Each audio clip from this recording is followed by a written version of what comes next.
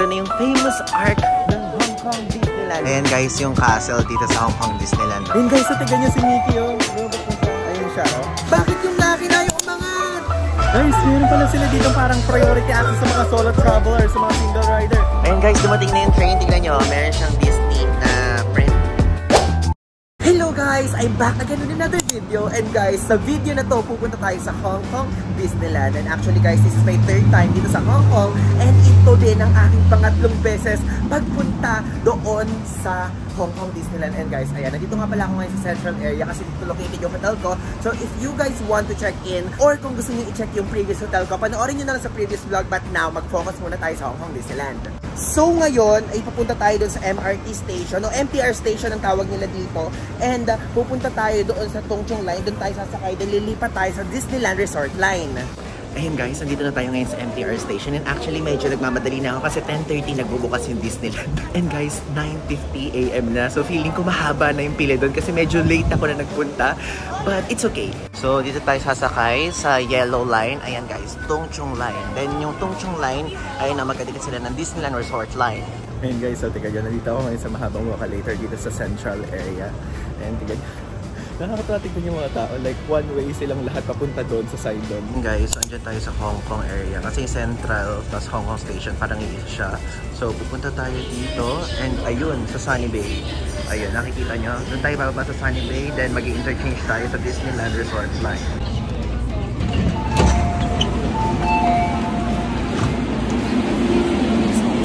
Ayun guys, so dito na tayo ngayon sa area ng Disneyland Resort na station. So lilipat tayo ngayon dito sa Disneyland Resort Line. And guys, ayun yung Sunny Bay, then isa lang na line to, papunta na to ng Hong Kong Disneyland. Ayun guys, dumating na yung train. Tingnan nyo, meron siyang Disney na print. Let's go in. And so ayun yung itsura ng mga upuan here. Dito tayo. Ayun natin guys, meron dito parang mga statue, ganyan. Wow. And guys, bumaba na lahat. Guys, pro tip nga pala, if ever na dumating na kayo dito sa Disneyland Station, is wag muna kayo bumaba. Kasi konti na lang yung tao dito. Pwede kayong mag-pictorial sa mga area na to. Ayan! Nandito na tayo sa Disneyland. Guys, ito yung papanikan nyo. Tapos doon yung makikita yung famous arc. Unfortunately, sira kasi yung tawag dito, escalator. Kaya kailangan natin gumamit ng mga stairs. Ayan, pa-exit na tayo. And guys, don't forget your octopus card kasi ito yung pambayad nyo dito ah. Ayan. Ayan guys. Let's go! Ayan guys, as you can see, napaka-araw nga talaga dito ngayon sa Hong Kong. And ayan oh, ito na yung famous arc ng Hong Kong Disneyland. Yan guys, yung area na kung saan nagpipicture yung mga tao tumatayo dito. Then, yan yung ina-upload kadalasan sa Instagram, sa Facebook, and etc. Unfortunately, is yung punta natin is medyo matao na talaga ng ganitong oras. Kapag kasi pumunta kayo ng mga around 10 o'clock onwards, matao na yon. Dati kasi nagpunta ako nung January, nung kasama ko yung mga kaibigan ko dito, nagpunta kami ng around 8 or 9 paatang ganun. So ito guys yung mga pictures. Yan yung picture na nakuha ko that time. Kaya ako kaunti lang yung tao. Kaya okay na hindi na ako dito mag-picture. Kaya if ever, kung ang target nyo is yung picture niyang art, guys, 8 or 9, yun yung okay na time na pumunta kayo. Kaya lang, hindi pa bukas yung park nan. Kasi yung park, yung mismo Hong Kong Disneyland ay nagbubukas siya ng around 10:30. Ayun o, tignan nyo. Ito yung lalakarin nyo after pa dun sa art. Kasi doon pa sa side, doon yung mismong pasukan. If ever nga pala na may dala kayong luggage, mayroon ditong area na lagayan ng luggage. Ayan, so papasok na tayo sa mismong park. And guys, oo nga pala, yung ticket nga pala na to ay binili ko siya via Klook. If ever na pupunta kayo dito, sa Klook na lang kayo bumili para hassle-free. Kasi kapag bumili kayo sa Klook, is bibigyan na kayo doon ng QR code. At yung QR code na yun mismo, yung ipe-present nyo dito sa Hong Kong Disneyland. And guys, oo nga pala, yung link rin dyan sa baba. And if you use that link, use my code din para mas maka-discount kayo. Paul Ivan 5O para maka-discount kayo sa lahat ng nabili sa Klook, mapa-flights, hotels, and activities. Ayan guys, yung mangyayari kapag hindi kayo nakabili ng ticket sa Klook. Pipila na kayo sa mismong bilihan ng ticket. Pipila pa kayo dito sa area ng claiman or yung redeeman ng ticket. Grabe guys, napakahaba ng pila. Actually, meron na akong around 30 minutes na nakapila dito. Pero ayan, malapit naman ako sa mismong bungad. And oo nga pala, if ever na pupunta kayo dito sa Hong Kong Disneyland, is kailangan mag-made kayo ng reservation dito. Kasi guys, aside from bibili kayo ng ticket sa Klook, kailangan nyo pa rin mag-reserve ng date. And yung link, ilalagay ko dyan sa ibaba if ever na magre-reserve kayo. Kasi guys, required to. If ever na meron kayong ticket tapos hindi kayo nakagawa ng reservation, hindi din kayo makakapasok. Ayan guys, yung sinasabi ko, tingnan nyo, make your reservation. All guests are required to make a reservation through Hong Kong Disneyland official website. And guys, ayun yung QR code, i-scan nyo na lang, i-post nyo itong video to kung ayaw nyo, i-click yung link sa baba. Ayan guys, nakapasok na tayo and look, ang bubungad sa atin itong famous station na to. Kasi guys, train yan eh. Ever na hindi nyo alam, train to. Kaya lang hindi ko umaandar ngayon. Ayun nagpipicture yung mga tao dyan. Ayan. Grabe, kapapasok ko pa lang dito sa Hong Kong Disneyland. Alam niyo ba, kanina tag-araw, di ba? Araw na araw kanina, tirik na tirik. Pero ngayon, uulan. Ganyan talaga guys dito. Kanina, maaraw, tas uulan. Kahapon din ganun, maaraw, ulan. Grabe. Ngayon, let's go na explore na natin yung lugar. Kasi guys, hindi tayo magpapagabi dito dahil meron pa tayong itinerary mamaya. So, kailangan natin magmadali. Ayan na, we're entering the park! Ayan guys, unang pasok nyo, ito yung makikita nyo. And actually yan, itong pila na yan, picture yan kay Mickey and Minnie Mouse doon. May time yan. Kaya if ever, kung gusto nyo maabutan yan, i-install nyo itong application na to. Yung application na to, yung Hong Kong Disneyland application. Makikita nyo yung mga time ng mga event nila. Kung anong oras dyan, tapos kung anong oras yung mismong parade dito, ganon. Ayun guys, so tignan nyo si Mickey oh. Lumabas na siya. Ayun siya oh. Kaya lang hindi na ako mag-picture kasi nakapagpa-picture na ako sa kanya before. And ito yung picture. Ayan, ito yung picture ko sa kanya. So ngayon, magpo-focus tayo ngayon sa mga rides and sa mga activities na iba pang pwedeng magawa dito sa Hong Kong Disneyland. Kaya mga yan, mga shop yan, mga souvenir shop tong mga nasa bungad. Kasi ang purpose niyan, pagpasok mo, mapapabili ka na. Then, kapag ka naman tapos ka na mag-activities, paglabas mo, ayun, bibili ka ng pasalubong. Ayan guys, yung castle dito sa Hong Kong Disneyland. Oh. Ang dami nagpipicture dyan. And dito muna tayo sa area na to. Ito ang tinatawag nilang Tomorrowland. Yan, tignan nyo, merong mga balloons. And alam nyo ba, fun fact, fact naman talaga yun dito guys, na dito sa Hong Kong Disneyland, yung mga rides dito, parang nag-run lang siya ng konting minutes. Like, kunyari, 1 minute, 2 minutes, 3 minutes, ganun lang. Like, hindi talaga matagal yung mga rides. So, kaya sobrang bilis din lumalakad ng mga pila dito. Tingin ko unahin muna natin yung mga rides na outdoor kasi for sure uulan pa maya-maya eh. Tignan nyo guys, kung sasabi ko lang umuulan. So, umalis ako dun ulit sa pila. And ngayon, maghahanap ako ngayon ng kapote kasi usually naman may nagbebenta dito ng kapote para pupunta ko pala, umuulan na agad. So guys, ayan, bumili ako ng raincoat. Actually, ang mahal niya, 70 HK ditong price na to. So, yun yung price niya. And gagamitin ko siya mamaya kapag umulan na malakas na talaga. And ngayon, dito ko siya binili sa area ng Iron Man. Kasi ito yung parang shop nila. Tignan nyo, napakadami nga mabibili dito. Meron dito mga electronics, ganyan. And meron dito yung tignan nyo, 399 HK. Tapos ito, parang lalagyanan siya ng airpods. Ngayon guys, kumain na muna tayo ng breakfast kasi di pa ako nagbe-breakfast. Ayan yung price dito. Beef burger combo siya 135 HKD, tapos 140, 140, 135. Yung mga iba't ibang food. So yung food dito more like burgers, ganon. So let's go! So guys, ito in-order ko yung number 4, 135. 2-piece chicken with fries, tapos with drinks. Thank you! Yeah. Ayun guys, kumain na muna tayo ng ating breakfast. So, grabe, kapapasok ko pa lang dito sa Hong Kong Disneyland, gumastos na ako agad ng $70, saka $135. So, ito ay isang full meal na meron dito chicken, meron dito fries, tapos meron dito Fanta juice, and yun. Tignan nyo, kapag umorder ka dito, may kasamang gloves para hindi messy kumain. Tapos, ayan, straw, ketchup. And guys, ngayon, tikman na natin to. And parang feeling ko ay... feeling ko mas masarap pa naman yung Jollibee kesa dito. Kaya lang, tikman pa rin natin. Ayan, tikman na natin. Tikman na muna natin itong fries. Sarap. Yung fries nila, lasang fries ng Burger King. So if ever na gusto nyo malaman yung lasa, ganun-ganun yung lasa. Kaya lang mas malambot to. Kasi di ba yung fries sa Burger King, kahit makapal siya, parang medyo minsan, parang may pagkasagi na. Pero ito, okay pa rin.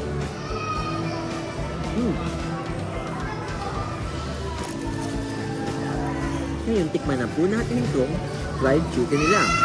Ang expect ko, sana malutong. Umiiyak na bata, narinig ba? Tikman natin ng balat. Mataas ang expectation ko kasi Hong Kong Disneyland to and Disneyland to mismo.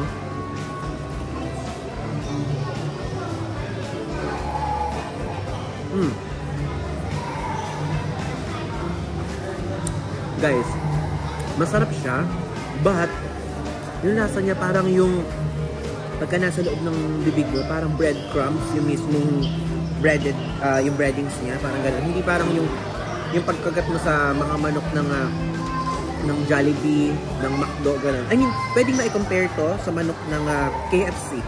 KFC, yung ano nga, yung original, hindi yung spicy nila. Yung parang breaded nun. Parang gano'n. Doon siya mako-compare, KFC. Pero yung loob, di ko pa natitikman.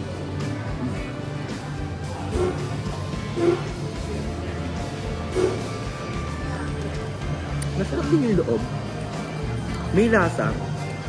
Like parang tinimplahan. Sarap din. Pero hindi siya ganun kaalat. I mean yung lasa niya parang hindi yung marinated na marinated. May lasa siya but not too flavory. Ganun. Guys, alam niyo ba, in the middle ng pagkain ko, nagtry ako mag-convert. Ito palang kinakain ko, ang halaga pala dito, 930 plus pesos. Diyos ko, akala ko naman parang, kasi kapag iniisip ko, kasi sa sobrang, medyo madami na din ako napupuntang bansa dito sa Southeast Asia, kaya gulong-gulo na ako sa ano guys, gulong-gulo na ako sa conversion. So, ang iniisip ko parang mga 450 lang to, ganyan.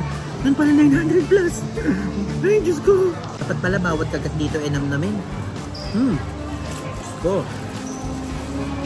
Hindi na lang kahit paano, masarap ka. May mga ibon nakala ko guys, baga. Gusto, kanina pa ako tingin sa ibot ka kung merong dumadaan. Ayan guys, back na tayo dito sa park. Ayan yung Ironman area. And ito, napuntahan ko na yan. Parang 4D siya, 5D ba? O yung mararamdaman mo mismo yung nangyayari. So, hindi na ako pipila dyan. Then ito is yung Ant-Man Wasp and the Wasp na nanano battle. Parang yan guys. Pwede din kayo magpunta dyan. Ngayon guys, umikot na tayo. Tignan nyo kanina yung pinilahan ko ang haba na ngayon. And doon ko kayo gustong dalhin sa area ng Toy Story. Kasi doon gusto ko yung mga rides doon. So ngayon guys, dito naman tayo magpunta sa It's a Small World. So ito yung katabi na parang theme nung Tomorrowland. And dito, alam ko, nung nagpunta ako dito, parang may sasakyan dito. Tapos mayroong story dun sa loob. So dito muna tayo. Guys, akala ko walang tao. Mahaba pala ng pila dito. Ayan guys, as a solo traveler, let's go! Mag-isa tayo. Ayan. Sino nagsabi hindi pwede mag-Hong Kong Disneyland pag mag-isa? Ayan na! Whoa! Ayan. Welcome! Yay!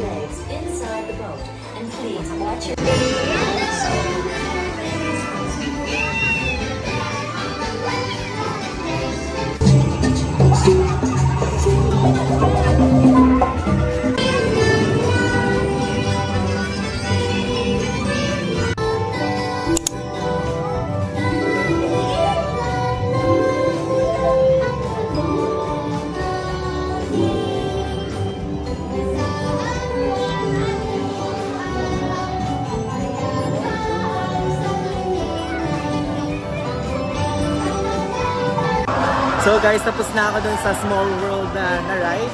Tapos ito, katabi niya itong merong cup na ito na umiikot. And actually, nakasakay na ako dito before yan guys, nakakahilo yan. Siguro kung may time pa ako, i-huli ko to. Ayan, so nasa bagong team na ako. And actually dito sa area na to, may Winnie the Pooh na rides na parang nakaupo ka lang din. Tapos nandito yung, tawag dito, carousel. I mean, merry-go-round. Ano tawag dito sa ganitong rides, yung kabayo? So yan guys, meron dyan. Plus this one, tingnan nyo, si Dumbo, the flying elephant.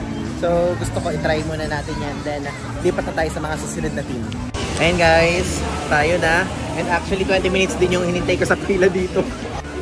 Ayan, binigay ako ng boarding pass para dito. Diba? Cool! Okay tayo ng isa pang available na ride. So dun tayo. Kasi sa color orange na isa. Ayan, let's go! Actually guys, it's my second time dito. Tapos ayan, pwede mong iangat tong ride na to nas ibaba. So, let's go. Umaangat na ay nakita-kita dun yung castle guys. So, share ko lang. Actually, saglit lang to. Less than 1 minute lang bawat ride. Bakit yung akin ayaw umangat? Ayaw umangat tong akin. Dapat pala i-hold guys. Ayan o, ayan o. Umangat ako. Ang saya. Grabe. Ngayon lang ako guys, nagpunta ng amusement park ng mag-isa. Ay hindi, joke. Napunta na pala ako sa Universal Studios mag-isa. Baba natin. Ayan, baba. Cool! Ayan. Ayan, puntahan naman natin tong Mickey's Peel. Ano to? PhilharMagic. Ayan, so binigyan kami ng glasses. So feeling ko, ano to, 4D or 3D. Nakalimutan ko na kasi eh. Ayan guys, nakapasok na ako. Theater siya. Naalala ko na to. Tignan niyo yung mga tao nagmamadali.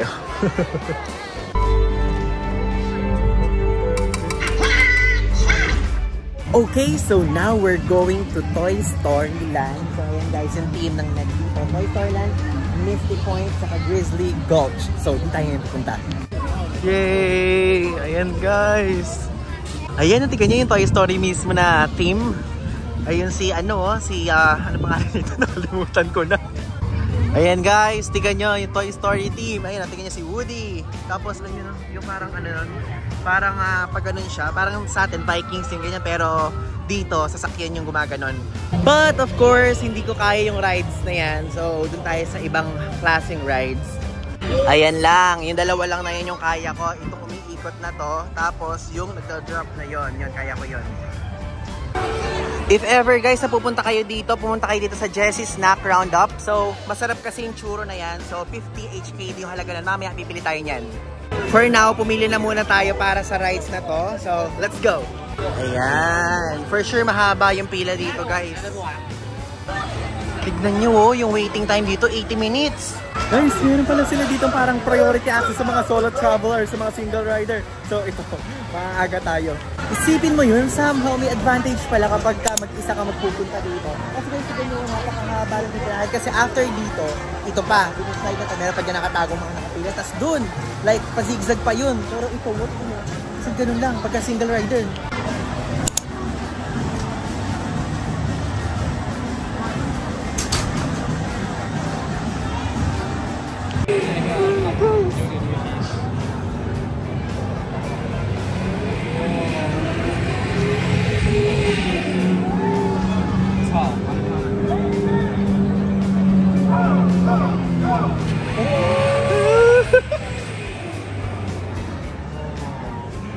Yun lang, apat na rounds lang. Hindi ako nakapag-video kasi halata naman na medyo natatakot ako, nalulula ako sa taas, di ba? Kasi guys, meron ako fear of heights. So, at least, ay wait, ano ba dito? Hindi ako guys nakapag-video kasi medyo natatakot na ako doon sa taas. Kaya ang video ko lang nakaganyan lang ako kasi ayokong ilapag o ayokong ilabas din yung kamay ko na ganyan kasi baka mamaya biglang mahulog yung phone ko.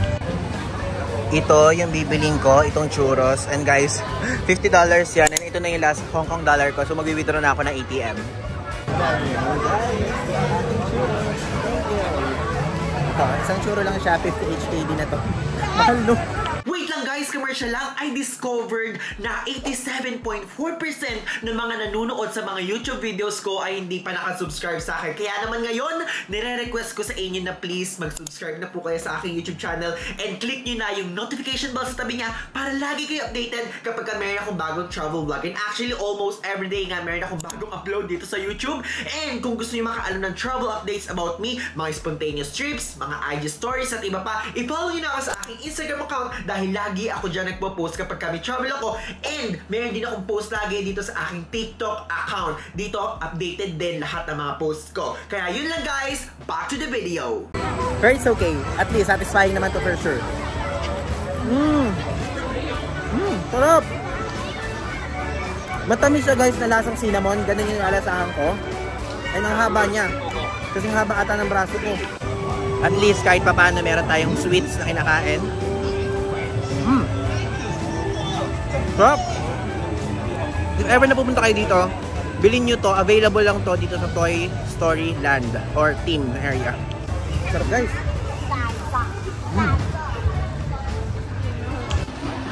And ayan, andito na tayo ngayon sa Grizzly theme. And guys, medyo nakakatakot yung mga rides dito.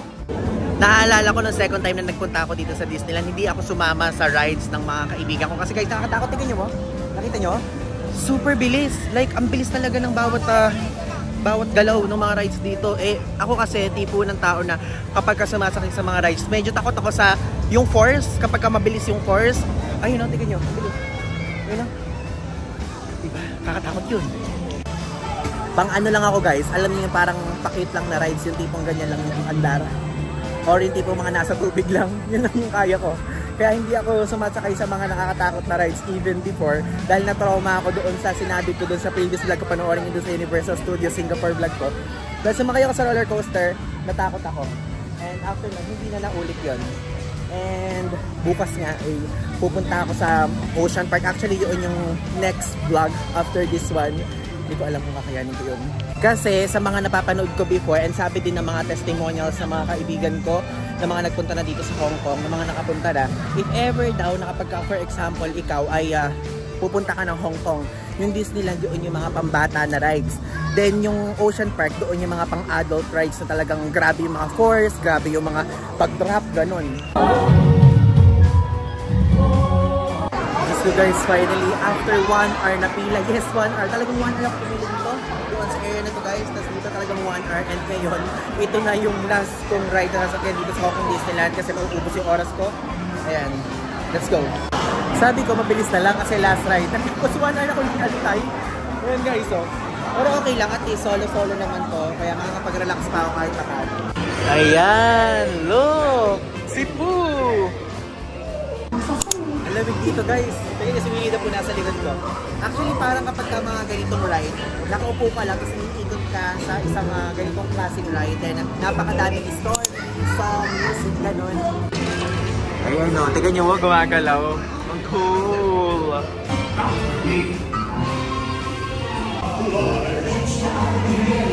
Ayun guys, finally tapos na yung ating last ride dito sa Hong Kong Disneyland. And madami pa mga ibang rides na mga hindi ko pa nasasakyan, but kasi nasakyan ko na siya previously, so okay lang din sa akin. But now, ngayon, pumunta na tayo dun sa mismong harapan, then lumabas na tayo dito sa Hong Kong Disneyland Park. Ayan guys, ito nga pala yung castle, just in case na gusto nyo makita. So yun yung itsura nun. So pasok tayo. Ayan, ito guys, ganito yung itsura. Like, parang wala talagang pagka-castle vibe. I mean, yung papasok ka sa mismong loob ng castle sa taas. Walang ganon. And ayan.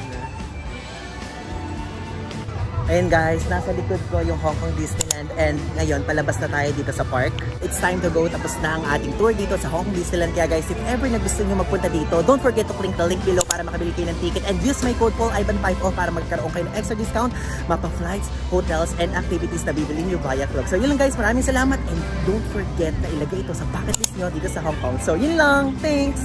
And wait lang, nakalimutan ko sabihin sa inyo. Pro tip nga pala, kapag pupunta kayo dito sa Hong Kong Disneyland, huwag muna kayo mag-picture dito pagpunta nyo. Pagka pauwi na kayo, saan kayo mag-picture kasi konti lang yung kalaban nyo.